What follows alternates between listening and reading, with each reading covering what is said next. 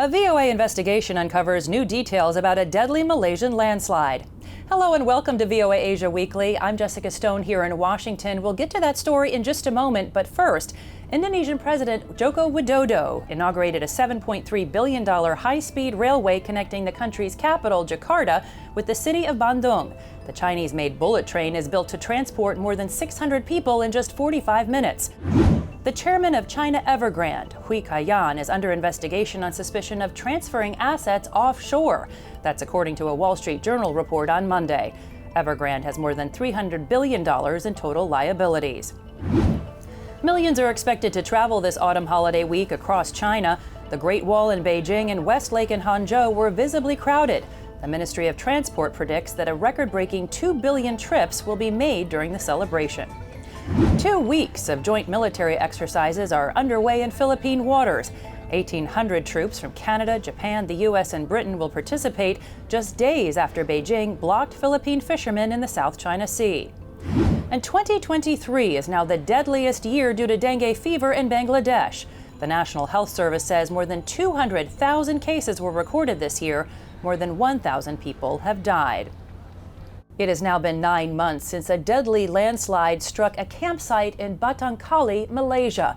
And while the families of the victims wait on a government investigation, VOA has done an investigation of its own, uncovering new documents that tell a story about that campsite. Dave Grunebaum has our report.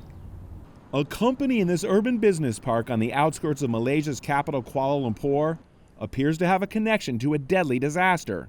A landslide in the countryside community of Batang Kali, about 50 kilometers north. 31 people were killed in December after the earth swept over their tents overnight at a campsite on Father's Organic Farm.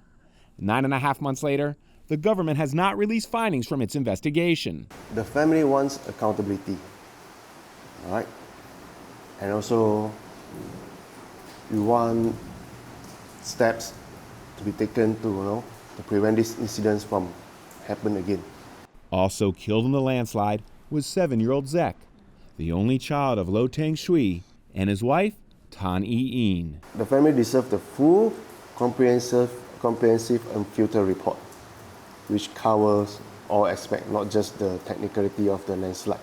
Land records reviewed by VOA show that at the time of the landslide, the farm and campsite were on property owned by Malaysia Botanical Gardens Resort. The company lists its offices in this tower in Horizon Office Park, the same building that's the headquarters for Nirvana Asia Group, a funeral service provider that's controlled by one of the country's wealthiest families. Nirvana Asia is led by Kang Yu-Fung, pictured on the company's website, and his father, Kang Hong Kong, whose net worth Forbes estimates at $860 million. Records kept by the company's Commission of Malaysia list both Kongs as directors at Malaysia Botanical Gardens Resort. The Kongs turned down VOA's request for an interview.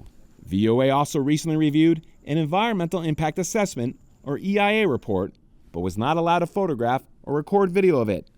The report shows that in 2013, the Department of Environment approved a proposal for a resort, but the site where Father's Organic Farm was operating later was in a different area.